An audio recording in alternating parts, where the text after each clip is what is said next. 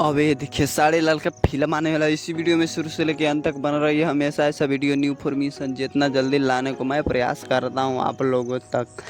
खेसारी लाल के फिल्म आने वाला है, फिल्म का टीजर आना है जिस फिल्म के नाम है अवैध। अवैध जो फिल्म है ये पुराने कल्चर पर फिल्म निकाला जा रहा है और एक गाना चाहे मूवी एकदम ज़बरदस्त तरीके पुराना लेवल की फिल्म बनाया जा रहा है अवैध फिल्म।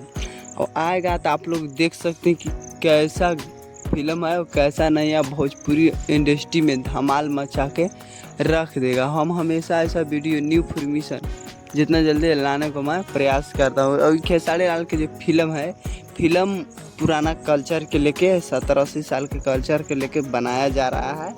अब फिल्म ज़बरदस्त तरीक़ा से बनाया जा रहा है और पोस्टर के लुक भी देख रहे हैं आप, एकदम ज़बरदस्त तरीके से पोस्टर भी है। फिल्म का पोस्टर है, धमाल और बवाल मचा रहा है भोजपुरी इंडस्ट्री में और फिल्म मचा सकता भी है। आप लोग बताइए कि फिल्म कैसा भोजपुरी में बवाल मचाएगा या नहीं मचाएगा। आप लोग कमेंट में ज़रूर बताएं। पूरा वीडियो देखने के लिए आप लोगों को धन्यवाद।